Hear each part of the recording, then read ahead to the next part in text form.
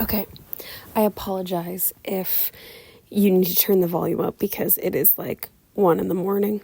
and everyone's asleep. But I only have 20 pages of this book left and I want to finish it. All right, here we go. Chapter 28. I rode home, calling myself a dolt, but rejoicing nonetheless. In my room, I opened my magic book to see if it would show me anything about the ball or Char's thoughts. There was nothing. The next morning, I tried again and found an entry in his journal from the night before. How dare she? That fright Hattie rushed at me the instant Leela left. Some wenches will stoop to anything to intrigue a man, she said. I should be devastated if I had to wear a mask in order to be interesting. She warned me the mask might conceal anything, a deformity, advancing age, the face of a known bandit. If I were sovereign, she said, I would order her to remove her mask. I wanted to reply, if you were sovereign, every Kieran would wish you'd don one. Certainly, I'd wondered why Leela hides her face, but it may be the custom in Bast. If she is a bandit, she's courageous to come to court. More likely, she is disfigured. Maybe she has a scar, or one eyelid droops, or her nose is molted purple. I don't care, I'm pleased to have found a friend at these balls where I expected to find only tedium. Does Leela want more than friendship? Why did I write that name? Did she come to these balls, as every other maiden did, hoping to wed a prince? No matter what I am like, as so long as I'm a prince? I confess I do wish to see her face. I turned the page and found a reckoning from Olive to Hattie. You owe me 6 kgs. I danced with him 2 times when you were eating. Pa me. In the afternoon, I slipped out of the manor to the greenhouse near the menagerie. There I picked daisies and wove the flowers into a garland to replace Lucinda's tiara. If I was to stay at the ball after midnight, I couldn't wear Lucinda's jewels. My gown for the last ball was my favorite, white, with a low neckline edged in lace. The skirt parted in front to reveal a petticoat with 3 lace flounces. In back, my skirt was tied with a large bow that flowed into the graceful sweep of my train. I faced myself in the mirror and began to set the garland in my hair, but Mandy stopped me. Here's something better, love. She handed me 2 packages wrapped in tissue paper. Open them. They were a tiara of woven silver leaves and a silver chain on which hung an aster made of lapis. Oh, Mandy! I bought them at the market. They won't disappear at midnight. She placed the tiara on my hair and fastened the chain around my neck. You make them beautiful, sweet. I looked in the mirror. Mandy's selections added something that Lucinda's creations hadn't. Just right for my gown, and just right for me. Char was waiting for me at the palace entrance. When the carriage drove up, he dashed to help me out before the coachman could step down. The clock struck 8:30, the beginning of the last ball. You look splendid, he said, bowing. I was touched by his gallantry since he believed me disfigured. As we went inside, he said, Your carriage is an unusual color. Not in Bast. If he knew much about Bast, I was in for trouble, unless orange coaches were common there. He took my arm. May I visit you there? Bast would be honored. And you? I'd be honored too. If I'm going to visit your family, you should meet mine. I'd be delighted someday. Now is a good time. They're nearby. You're nearby. Now? King Gerald? He chuckled. That's who my father is. But he's kind to everyone except ogres. You needn't worry. The king rose when he entered. I curtsied, blushing for my rudeness and wearing a mask before him. When I rose, he was beaming at Char. Queen Daria was smiling too. I'd seen them many times, but never so close. The queen had a wide face, perfect for broad smiles, an honest face. Char resembled his father, but softened a bit. The king's face was severe in repose, although merry now. Mother, father, may I introduce Lady Leela, my new friend and acquaintance from Bast, where the carriages are orange. Lady Leela. King Gerald took my hand. He had the roundest, deepest voice I'd ever heard. Welcome to Frel. Most welcome. Queen Daria embraced me. I've waited long to meet the maiden my son loves. I don't love her, mother. That is, I like her certainly. Over the queen's shoulder, I saw Char looking silly with embarrassment. Queen Daria held me away from her and searched my face. I can't tell through the mask, but you remind me of a lady I admired. She had the most playful spirit I ever knew. She added, so only I could hear, If you are like her, then Char has chosen well. She released me and I stepped away dazed. I was certain she had meant mother. Lady Leela is proof I haven't been polite and distant to everyone, Char said. Excellent proof, King Gerald answered. Bring along more proof and we'll be convinced. He frowned at my mask. We should return to my guests, Char said hastily. As we left, I heard Queen Daria say, I don't remember any orange coaches in Bast. Back in the hall, Char asked me to save a dance for him later. Just now, I'd better be polite and distant some more. I didn't want him to go. Every instant of our final evening was too precious to lose, even one. But I nodded, and he left me. I watched the dance and turned down partners. Mistress, Hattie stood before me, simpering. I've wanted to catch you alone, my dear. I am Lady Hattie, daughter of Dame Olga. Leela had no reason to hate Hattie. I'm happy to meet another Frelian.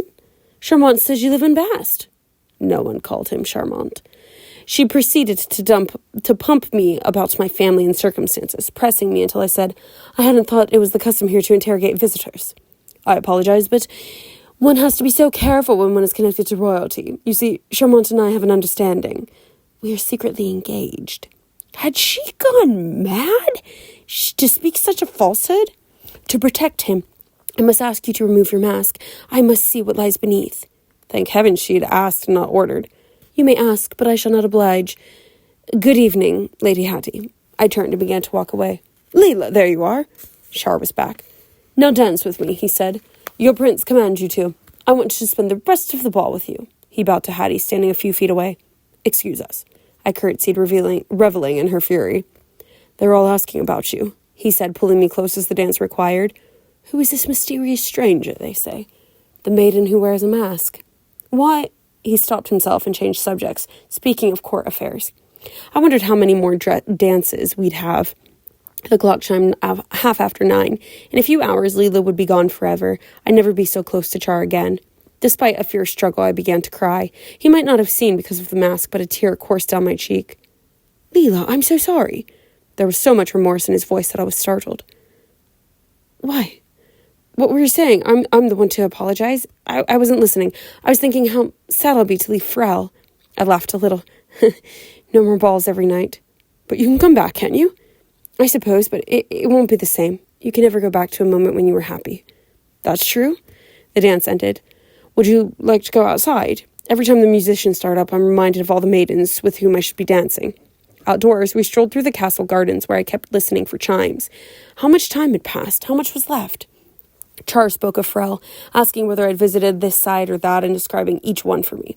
I must have answered him reasonably when I had to, but if called upon to repeat what I said, or what he said, I couldn't. Most of my mind and all of my heart were set upon the sound of his voice, the warmth of his arm in mine, the rhythm of our steps together, the fresh scent of the night air, and on the wish that each minute would last a year. I cried again, but in the dark he didn't see, and the clock moved relentlessly on. 10, half after, 11, half after. That's enough, he said finally. I can face them now. Inside we danced again. Soon it will be time for me to sing. After that, I'll either be surrounded by worshipping music lovers or be shunned by all. Surrounded, I said. I would never shun you. I wonder. You may shun me if you know the truth. He took a breath and was suddenly quite formal. I apologize if I unintentionally raised your expectations, but I've resolved never to marry. So the balls hadn't been his idea. I stifled a triumphant laugh. You didn't mislead me. I've only been saving stories for home. I'll tell them. The prince said thus and so to me, and I said thus and so back to him, and mother, I made him laugh. I made our prince laugh, and father, he danced with me one night with almost no one except me. What did he wear? My sister will want to know. Did he have his sword with him always? Father will ask. Char tightened his hold on my waist. Marriage is supposed to be forever, but friendship can be forever too. Will you... I felt something at the back of my head. Hattie, dancing nearby with the Earl of Denby, snatched off my mask. I let go of Char and covered my face with my hands, but not quickly enough. One thing that I think is good, one thing that I hate in books is when there's like a communication issue. So like, right, she can't tell him about the curse, you know, she's not allowed to talk about the curse. And I hate that, you know, I hate the not being able to communicate with someone, because then you get into these situations where it's like, if you had just told him what was going on, you, like, none of this would have happened. And I hate the, like, oh, she thought this, and she, like, someone eavesdropped and overheard, and now we have this weird situation when, like, you could just go and talk to them. Hey, I heard you say this. What did you mean? You know? And so I hate those kind of plots. So I like in this one that it doesn't last very long. Like, you know, I think it does last like 6 months or something like that, but we as the reader don't see it. And I appreciate that. Also, Hattie's a bitch. All right, this is the last official chapter, and then we have an epilogue, but the epilogue's not very long. Chapter 29. Ella! Hattie shrieked. Char gasped. Ella? I broke away from him and began to run as the clock struck midnight. Char would have caught me in a moment, but Hattie must have held him somehow. Outside, a huge pumpkin stood useless in the line of carriages. I continued to flee. A white rat skittered across my path. Somewhere I lost one of my slippers. I ran on, listening for pursuers. At home, maybe Mandy would know what to do, or I'd hide in the cellar, in the stable, somewhere. How could I have gone to the Pauls to put Char and Kira in such danger? Mandy! I shouted as soon as I reached the manor. A servant stared at me. I ran into the kitchen. I've endangered Char again and Kira. What can I do? Pack your things, Mandy said as soon as she understood my rushed explanation. Where shall I go? I'll come with you. We'll find Becca's cooks. Hurry. Can't you pack us by magic? She'd done it before. It was just small magic. Nothing is small magic in a moment like this. Go. Fairies. I raced to my room and began to throw things into my carpet bag. I had little. It would be the work of a minute. I heard the door open downstairs. There were voices. We'd never managed to leave. I tore off my ball gown and donned my tattered servant's wear, rubbing the sooty skirt across my face. Over my hair, I tied a ragged length of linen. Nancy appeared at my door. It's the prince. He wants to see everyone. I didn't move. She giggled nervously. He won't eat us. At least I hope not. Come. I followed her, my heart drumming loud enough to drown out all thought. He stood in the hall with his knights and our entire household. In the midst of all that was more important, I hated him to see me covered in rags and cinders. Get it? Cinderella? Anyway, I stationed myself behind the tallest manservant, but Char and the knights walked among us, straining for a new disguise of servant and simpleton. I sucked on my fist and stared about vacantly. Sir Stephen found me. Here's a maid, he said. Come, lass. He took my hand and pulled me to Char. Ella, why are you dressed so? Your Majesty, I was about to deny my name, but Hattie spoke for me. That's only Cinders, the scullery maid, she said. Sire, would you care for a refreshment now you're here? She's a scullery maid? A scullery maid of no account, but our cook Mandy has cakes fit for a prince. The door wasn't far. Sir Stephen still held my hand. I pulled, but couldn't break away. Lass, Char said to me, I won't hurt you no matter what. He cupped his hand under my chin and tilted my face to his lips. I wanted to catch his hand and kiss it. As soon as we touched, I knew he recognized me. He brought my slipper out from his cloak. It belonged to Ella. It will fit her alone, whether she is a scullery maid or a duchess. A chair was brought. I wished for normal-sized feet. That's my slipper, Hattie said. It's been missing for years. Your feet are too big, Olive blurted. Try it, Char told Hattie. I lost it because it kept falling off. She sat and removed her own slipper. I caught the familiar smell of her feet. She couldn't wedge her toes in. I'm younger than Hattie, Olive said, so my feet are smaller probably. They were bigger. Now it was my turn. Char knelt, holding the slipper. I extended my foot and he guided it. The slipper fit perfectly, of course. What was I going to do? His face was close to mine. He must have seen my terror. You needn't be Ella if you don't want to be, he said softly. He was so good. I'm not, I said, but in spite of myself, tears streamed down my cheeks. I saw hope spread across his face. That letter was rubbish. A trick. He glared at Hattie, then turned to me. His look probing. Do you love me? He still spoke softly. Tell me, in order. I do. I was sobbing and smiling at once. How was I going to give him up again? Char was jubilant. His voice rang out. Then marry me. Another order. I nodded and continued to weep, but my hand found its way into his. Don't marry him, Ella, Hattie commanded, giving my name away for once and all. I withdrew my hand. I can't, I said. Perhaps Hattie would save us.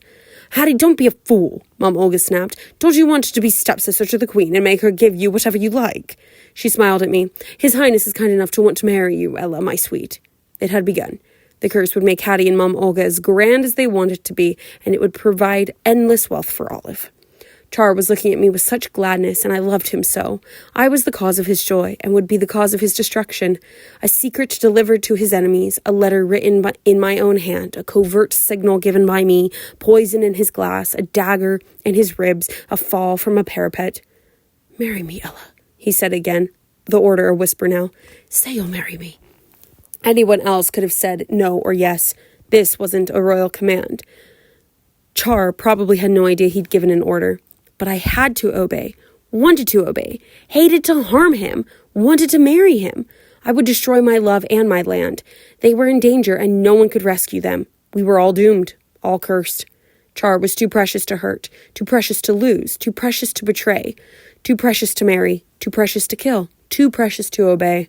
Words rose in me, filled my mouth, pushed against my lips. Yes, I'll marry you. Yes, I love you. Yes, yes, yes. I swallowed, forcing them down, but they tore at my throat. A strangled noise erupted from me, but not words, not consent. He put a hand on my shoulder. I must have frightened him, but I couldn't see his face. My vision had turned inward where the battle raged. I heard Lucinda's voice. My gift to Ella is obedience. She will always be obedient. I saw Mandy telling me to eat my birthday cake. I saw Sheaf leering at me, and I heard him. No need to be persuasive with this one. It'd cook itself if we told it to. I saw Olive counting my coins, Mum Olga standing over me while I scrubbed the courtyard, Hattie wearing Mother's necklace. I'd eaten the cake, drunk the tonic, given up the necklace, slaved for my stepmother, let Olive suck me dry. They'd gotten all they wanted from me, but they weren't going to get Char. Never, never. Be obedient, marry him, say yes, say yes, say yes.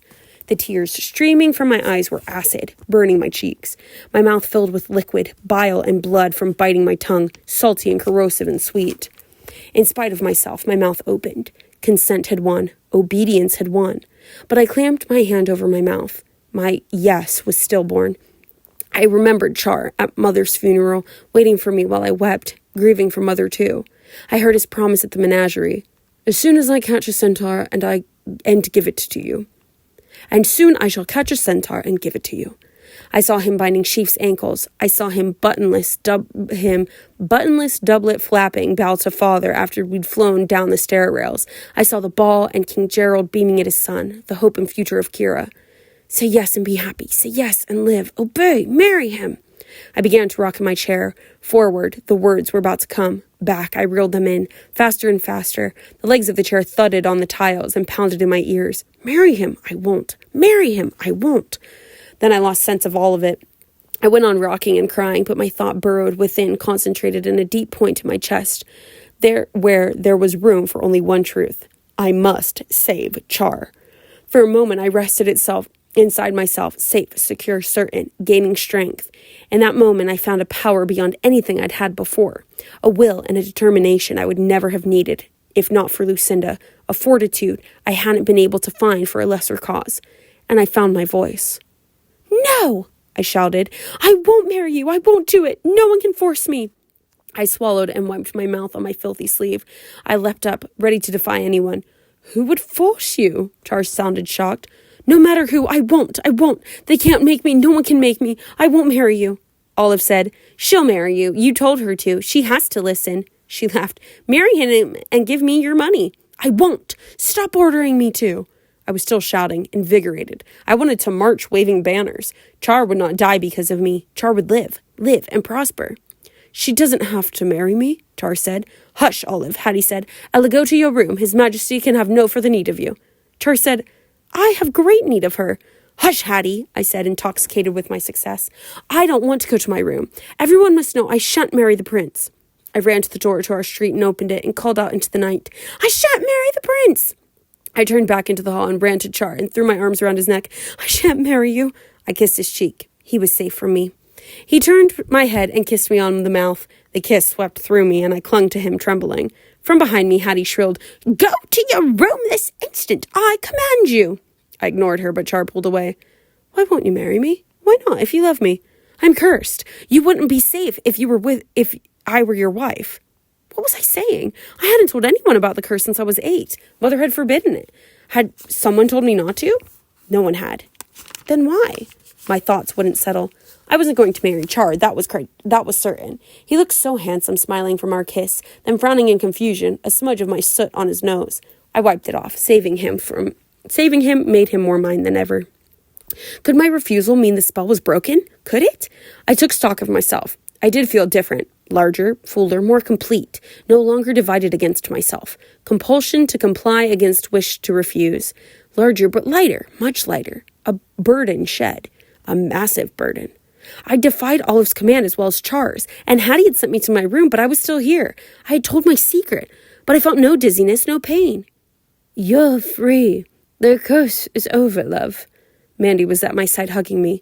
You rescued yourself when you rescued the prince. I am that proud and glad, sweet, I could shout. I'd been able to break the curse myself. I'd had to have some reason enough, love enough to do it, to find the will and the strength. My safety from the ogres hadn't been enough. Zephyth's rescue hadn't been enough, especially not with guards about. My slavery to Mom Olga hadn't been enough. Kira was enough. Char was enough. Now it was over, ended forever. I was made anew. Ella. Just Ella. Not Ella the slave, not a scullery maid, not Leela, not Eleanor. Ella. Myself unto myself. One. Me. I tore off the rag that covered my hair. Then I curtsied to Char. When you asked for my hand a few minutes ago, I was still too young to marry. I looked up at him and saw a smile start. I'm older now. So much older that not only can I marry, but I can beg you to marry me. I knelt and took his hand. He didn't let me kneel before him. He pulled me up and kissed me again. I took that to signify his consent. Okay, since we're here, I'm also going to read the epilogue, because it's only 2 pages. In a month, we married. For the ceremony, I wore my first new gown in a year and mother's necklace, which I reclaimed from Hattie. After my deception had been explained to them, King Gerald and Queen Daria welcomed me joyously into the royal family. My stepfamily was not invited to the wedding and had to celebrate if they wished in the streets with the rest of Frau. Father was invited, but he was traveling and didn't receive the invitation until it was too late. Arita did attend. We renewed our friendship and swore to visit each other often, an oath we've kept faithfully. All the exotic peoples, except ogres, were represented at the ceremony. Slannon gave us a new pottery piece by Algulin, an elf child embracing a tree. Zaft and Hoft were there, Zaft still a toddler since gnomes grew more slowly than humans. Uaxi came too and was responsible for keeping our animal guest, Apple, from galloping the length of the palace hall. Although we didn't invite Lucinda, she arrived anyway, with a gift. No need. Char and I chimed in together. Remember when you were a squirrel, Andy said. But the gift was what Father would have called a fairy trifle. It was a box no larger than my thumbnail, which grew or shrank to accommodate whatever it was called upon to hold. Wonderfully useful and not harmful at all. We thanked Lucinda enthusiastically until she glowed with pleasure. In time, Hattie became reconciled to our marriage and used her connection to us to her best advantage. She never married, but Olive did. A garrulous widower fell in love with her unwavering attention. When she'd demand that he talk to her, he'd tell her about his triumphs, his enemies, his opinions on everything. She wasn't anxious to wed. In exchange for her consent, he paid her 20 kgs every day and served a white cake with every meal. Father and Mom Olga continued to love at a distance. After my marriage, he became successful again, trading on the respect commanded by the royal family. Char watched over him and intervened when necessary to save him or his victims from the consequences of his chicanery. I don't know. Mandy lived with us as cook and godmother of our children, and secret performer of small magic to protect us from colds, broken crockery, and the sundry inconveniences of a royal household. Nancy lived at the palace too, and commanded a legion of servants, several of whom were in charge of polishing stair rails for our sliding monarchs. I refused to become a princess, but adopted the titles of court linguist and cook's helper. I also refused to stay at home when Char traveled, and learned every language and dialect that came our way. When we left the children behind, my magic book kept us informed of their doings. Decisions were a delight after the curse. I loved having the power to say yes or no, and refusing anything was a special pleasure. My contrariness kept Char laughing, and his goodness kept me in love. And so, with laughter and love, we lived happily ever after. So that's it. That's the end of Ella Enchanted. There are some questions in the back of this copy of the book, like for literature circles. How does the curse cause Ella to be endangered every moment? What happens if she tries to disobey an order? After meeting Lucinda, Ella thinks, I knew I was happy only because I'd been ordered to be, but the happiness was absolute. If you were cursed as Ella was, would you rather be free to hate being obedient or forced to be happy about it?